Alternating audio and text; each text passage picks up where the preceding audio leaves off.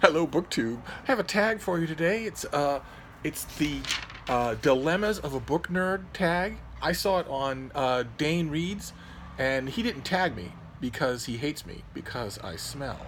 But I want to do the tag anyway because it's just the kind of tag that I always love, that kind of nosy personal tag that helps me to get to know booktubers better, and that asks questions that I would ask them anyway if I had them face to face here in this room over wine and calzones. So let me start right away with number one, and that is book storage.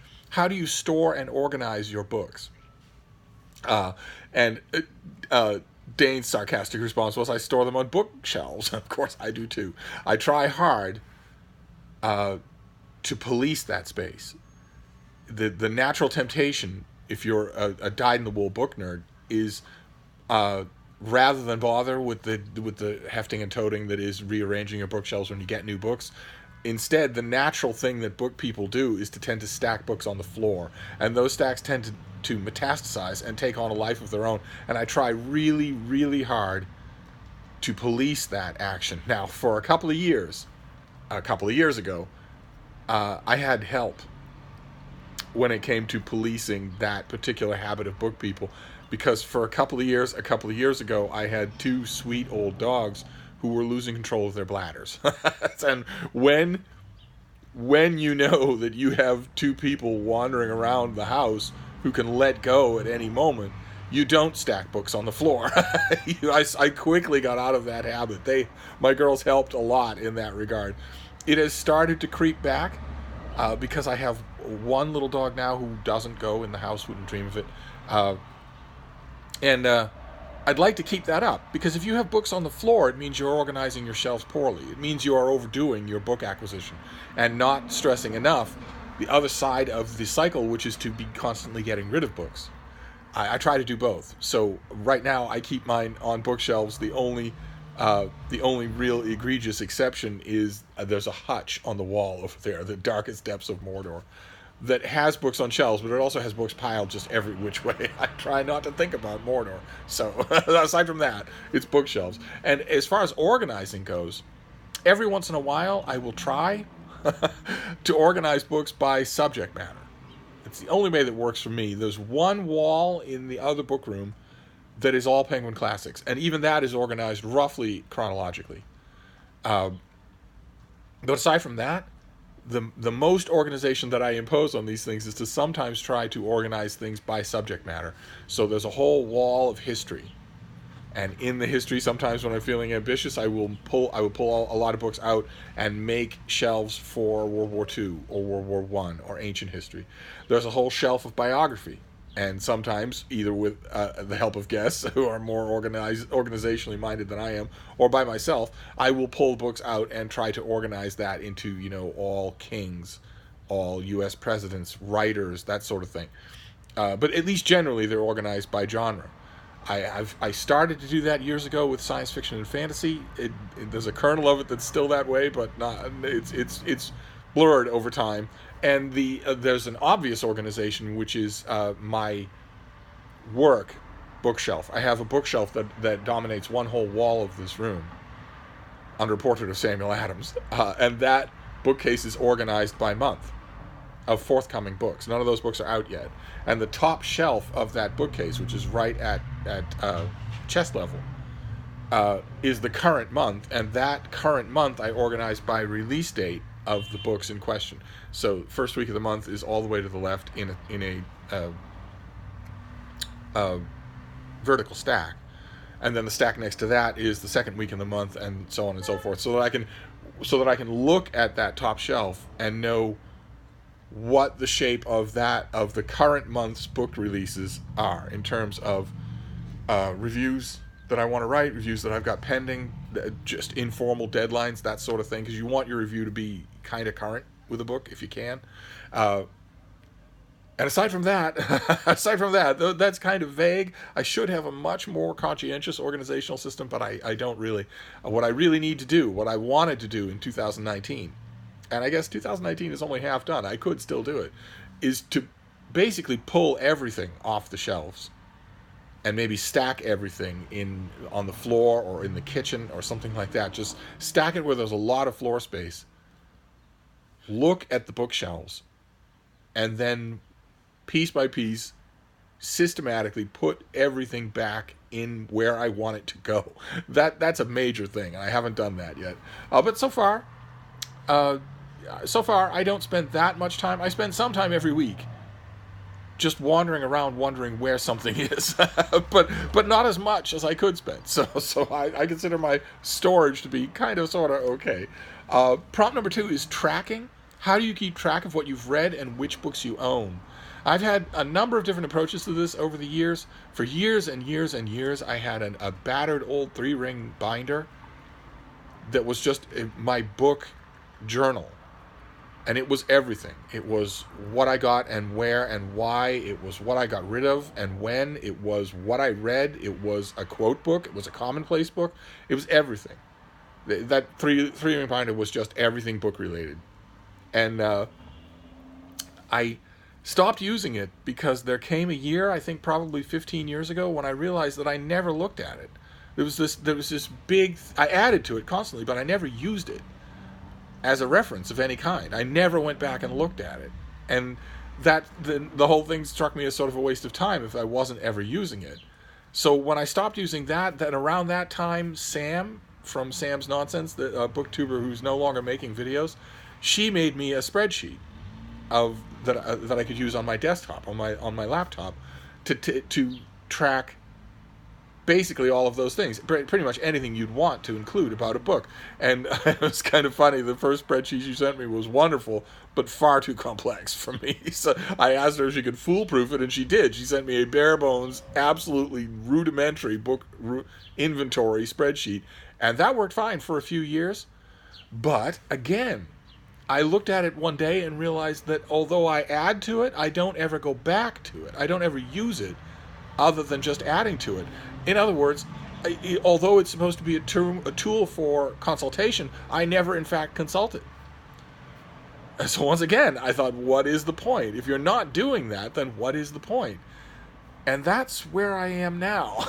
That's where I am now. Or where I keep the book list that I keep right now for tracking books is my the notes for my year-end roundup. I do a massive year-end roundup of the best and worst books of every year, and in order not to be doing that on the fly in December, I keep track of everything along those categories that I'm doing all year long. But that's it. No thoughts about the books themselves. No. Frida, what are you doing? Get your head out of your butt. You're on camera, little girl. No thoughts about the books themselves. No note of where I got them.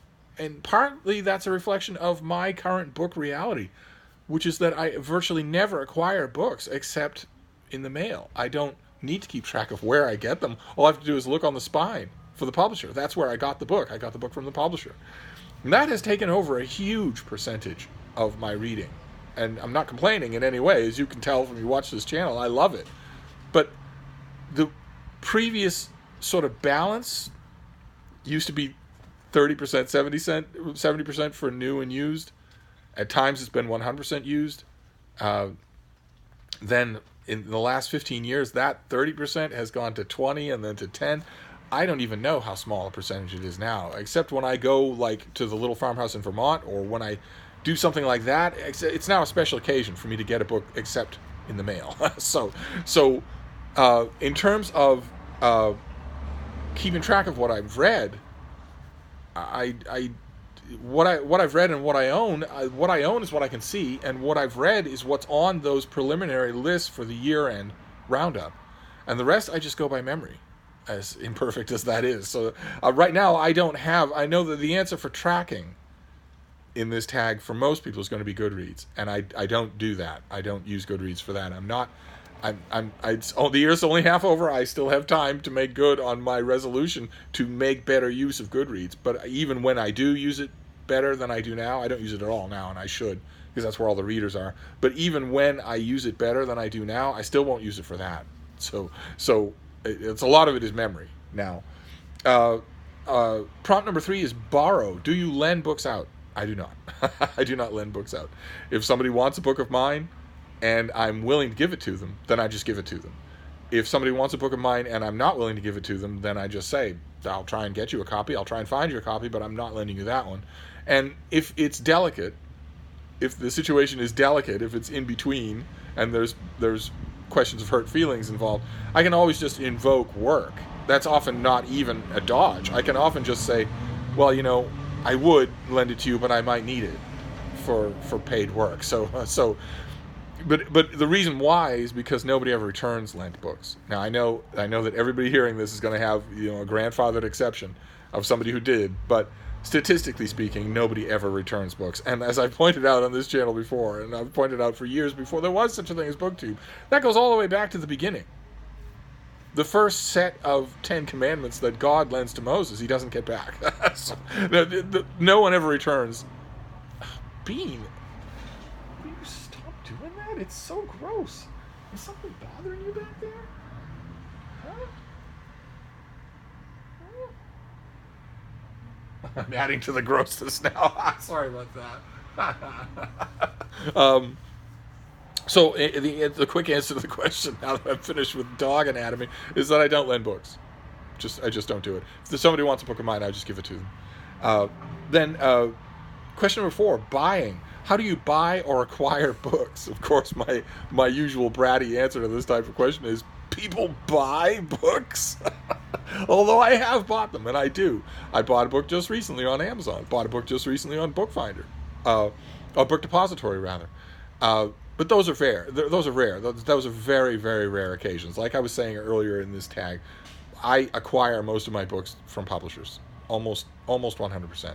It's certainly the highest percentage that I have ever had. I haven't reached the point where some old friends of mine... I've had old friends who would, for therapy's sake, go to what at the time was Boston's 25 used bookstores and just prowl around the shelves and walk around the aisles, but they never bought anything. They might occasionally make a word to the staff, but they never bought anything, and they absolutely lived on books from publishers. And it was a conscious decision on their part. I don't make such a conscious decision. I just don't do it anymore. I get an infinite variety of books sent to me. Why on earth would I spend time? I usually have found a reason, but I right now, the stage that I'm in, at least in 2019, I just it's almost all books from publishers. Question. It's even worse with social media. I have to say, it's even worse with social media, because now on social media, if I see a publicist, a publisher, something like that, or even a person, just a grateful book reader, if I see somebody post a new edition of something, an attractive new edition of something, oftentimes I will just reach out and ask, would you send this to me? And the answer is yes so often. Anyway, prompt number 5 is comments. How do you respond to the "how do you read so much" comments that book readers always get? I'm sure you've got them, because we all know, oh, here we go again. Something's bothering the bean about her behind. I don't know what it is, but something is. I will examine it when the video's over. Figures it would have to be during a video that she gets this way. But anybody who has a lot of books, or who is, carries a book with them to fill in the blank spots or whatever, anybody who's known as a reader, I think probably gets a variation on this question from the 99.999% of the human population that doesn't read at all. I have 2 responses. My joking response, just to get the question out of the way, just to get rid of it, is just to blurt out clean living. If somebody actually wants to know the answer, it's usually fellow book people who want to know the answer. How do you read so much? Well, I have 2 answers. My answers are 2-tiered. And if you want to take comfort in the 1 tier so that you don't feel guilty about the other tier, feel free. The 1 tier is non-negotiable with me, and that is that I don't do anything else. It's my job, it's my overruling passion, aside from playing with Frida, feeding Frida, walking Frida, and now grooming Frida, I guess. I don't do anything else. And I also do it a lot more. I barely sleep. So, and I don't have a job of any kind. So I don't have any obligations pulling me away from reading. That is the non-negotiable tier of how I read so much. Those things aren't true for most people. So there's a comfort involved there.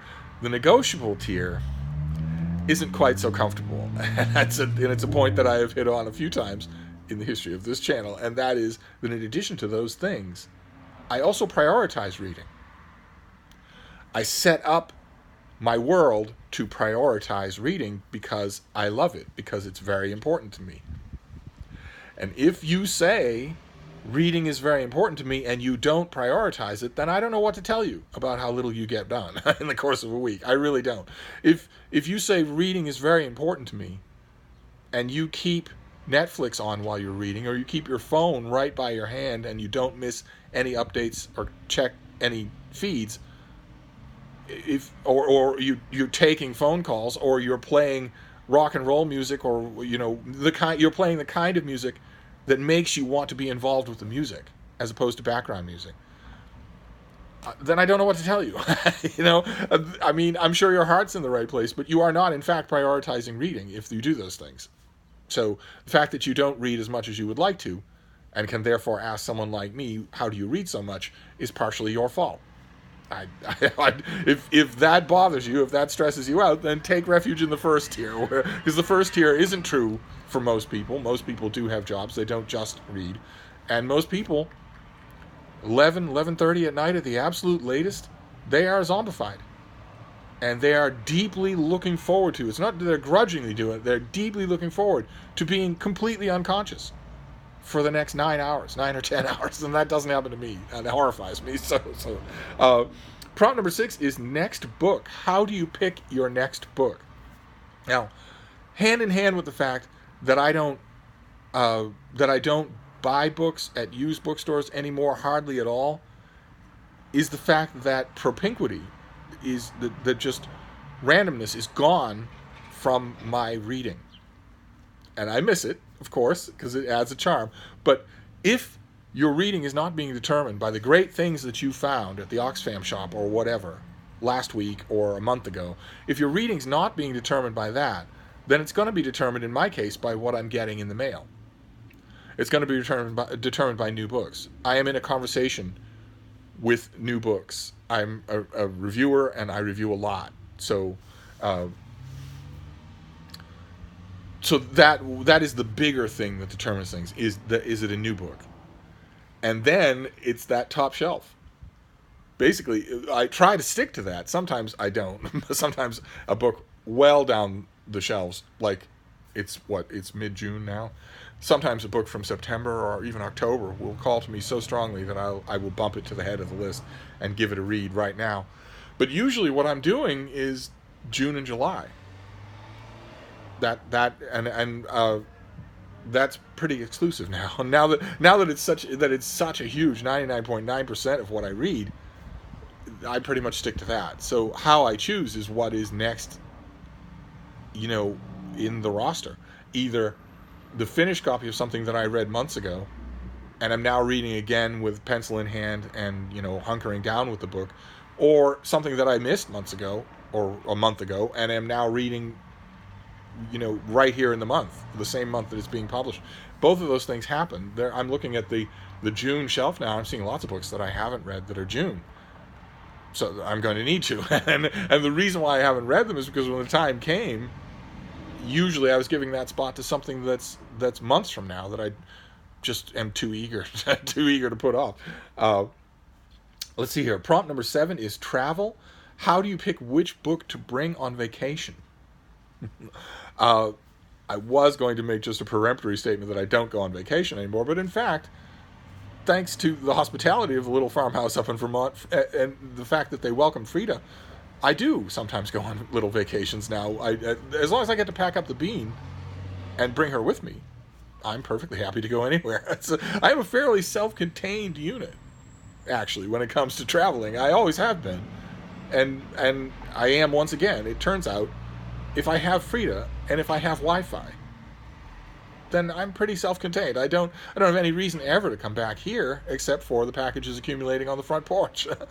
So nowadays, when I go, if I take a little vacation like that, what determines what book I will bring is absolutely simple, and that is what work I have to do.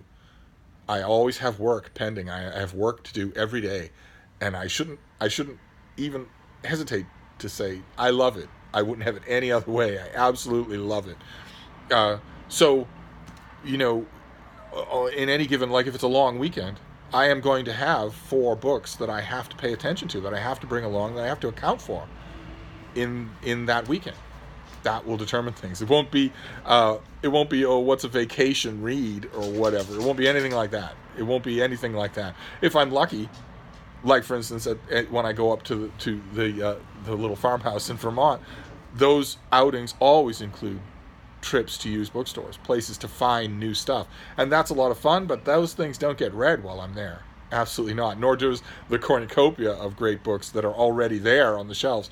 No, the books that I bring along are the books I have to work on. All the time. I've got 3 books I have to work on today. I wouldn't have it any other way. So I don't mean to make it sound like drudgery. But I remember when this was a more active question for me. For years and years, I did a lot of traveling. There was times when I hardly ever came back to a home base of any kind. And during those years, as I've mentioned on this channel, I had a small collection of paperback books that I just packed, and they never changed. I brought them with me everywhere. They were classics. I loved them. I lived in them. I knew them backwards and forwards. And what I would read, on a plane or in other words, a pampa, it's a pampas, or on the foothills of a mountain, or in sweltering jungle heat or whatever. What I would read would just be what I felt like at the moment.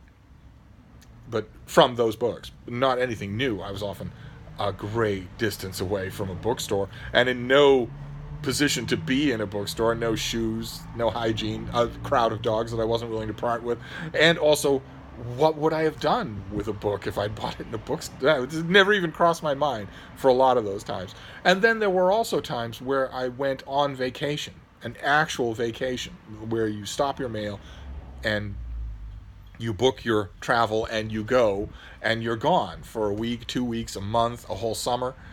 And in those cases, most of the time what I did I would rely on the pickings of the used bookstores in the vicinity. It'd be one of the first things that I would do when I got to wherever I was going, would be to go to the used bookstores and get books rather than travel with my own.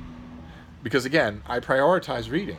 So it's not like I'm surrounded by a huge number of books that I really need to get to. It's a manageable number of books that I really need to get to. But nowadays, it's only work. Nowadays, it's just the books that I have to deal with, which I also want to deal with, so it's win-win. Then prompt number 8 is annotate. Do you mark up your books in any way? I do. I do. Much to the horror of some of my listeners. I do. If I have the time, if I have the luxury, if the system is working right, then I will get an advance copy of a book months before it appears. If that happens, and the book is of interest to me, and it puts itself at the front of my reading list, then I will read that book without any kind of interference, without any kind of critical thought. I will read it, for first impressions, for flashes on the mind, for that sort of thing, which I think is kind of important. You don't want to miss that unless you have to, unless I don't get that book, unless I don't have that forewarning. I like that. I do that first. I let the book settle, and I go on to other things. I do that with a whole bunch of books at a time, just in process. And then months later, I will get the finished copy of the same book, and I'll go through it again. And in some ways, it's a faster read because I already know what I'm going to encounter. In some ways, it's a slower read because I'm reading with a pencil in hand, and I am annotating places, bracketing off names, making notes to myself about, here's this theme, and it's struck much earlier than I realized the first time. This actually runs throughout the book, and some of those notes are for me just as a reader, where I will underline a line that's really good, or I'll underline an observation that's really good, and some of it is for me, the reviewer, where I will be going through the book, and a printed book doesn't have the advantages of an electronic book. You don't have a search function. So with a printed book, for reviewing purposes, I will go through and note things that I don't want to have to search through the whole book to find. Things that I make notes about, things that I want to include in a review. But I do that a lot. I do that with almost every book, unless the book is an easily digestible trifle that I can just hold entirely in my mind without doing that. That sometimes happens, but with the bigger, more ambitious books, I have to annotate. Prompt number 9 is new or backlist. Which do you prefer? And again, I prefer new. I have shaped my reading to the point where now I prefer new. And that I've found, as I've mentioned on this channel, that does not mean a sacrifice of backlist.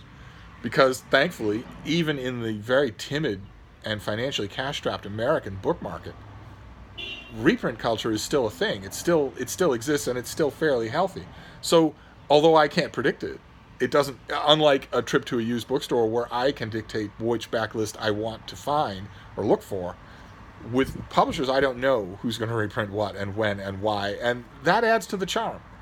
So I never know from month to month which reprints are going to reach me that are brand new. In other words, they are within the focus of me to write about, but they are backlist.